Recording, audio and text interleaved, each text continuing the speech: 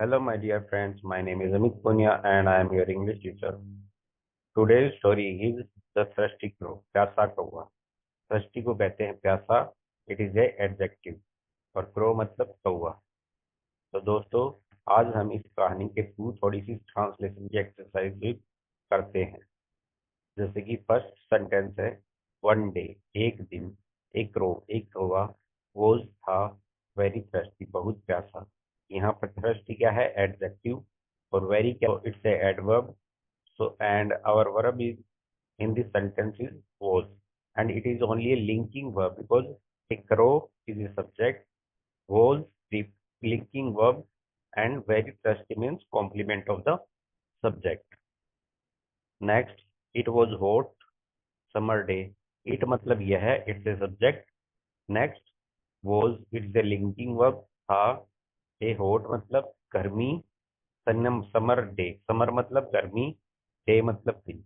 यह गर्मी का एक दिन था। यहाँ पर इट एक सब्जेक्ट है, वो लिंकिंग वर्ब का काम कर रही है, और a hot summer day complete एक कॉम्प्लीमेंट है। नेक्स्ट है दोस्तों, the crow was flying in the sky. Here crow is our subject, was is according to past continuous tense because crow is singular, so we will put was, and then ing form of उड़ रहा, flying, कहाँ? in the sky, आकाश में। तो complete sentence will be the crow was flying in the sky। अगला है दोस्तों, it was looking for water। it मतलब कौवे के लिए प्रोनाउन यूज हुआ है। was यहाँ पर हमारी हेल्पिंग वर्ब है, क्योंकि ढूंढना एक क्रिया होती है जिसका मतलब होता है लुक, और ढूंढ रहा यानी कि आईएनजी फॉर्म लुकिंग, इसके लिए for water, that is our object. तो complete sentence will be it was looking for water.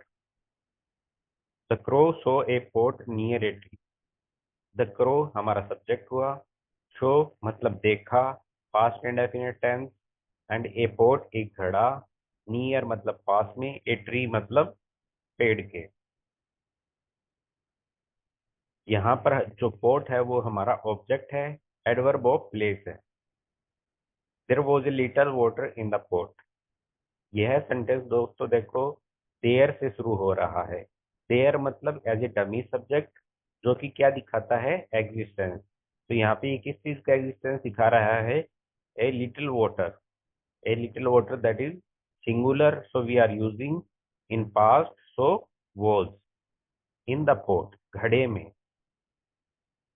The crow could not reach the water. कौवा पानी तक नहीं पहुंच सका, यानी कि जो कौवे की जो नौ चोंच थी वो पानी तक नहीं गई, तो वह पानी नहीं पी सका। तो इसलिए बोल रहे हैं कौवा पानी तक नहीं पहुंच सका।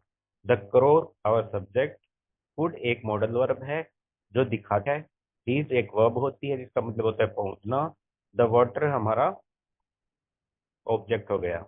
तो कौवा पानी तक नहीं पहुंच सका। The crow had an idea. कौवे को एक विचार आया। द क्रो, कौवा हमारा क्या हुआ? Subject. Had an idea, had क्या है? Past form of has, have, जिसका मतलब होता है पास होना। तो कवि के पास अब क्या था? एक आइडिया। तो the crow had an idea. It picked up small stones. इसने, यहाँ पे इट किसके लिए आया है? कौवे के लिए, जो कि एक प्रोनाउन है। और हम जानते हैं कि जब भी हम किसी निर्जीव या पक्षी या छोटे जानवरों की बात करते हैं तो इट का इस्तेमाल करते हैं। और यहाँ पर यह एक पास्ट एंड डेफिनेट का सेंटेंस है, तो यहाँ पर पिक मतलब उठाना, और इसकी सेकंड फॉर्म पिक्ड अप मतलब ऊपर, और स्मॉल मतलब छोटे, स्टोन्स मतलब पत्थर। तो यहाँ पे it picked subject plus verb, और स्मॉल स्टोन्स आवर ऑब्जेक्ट।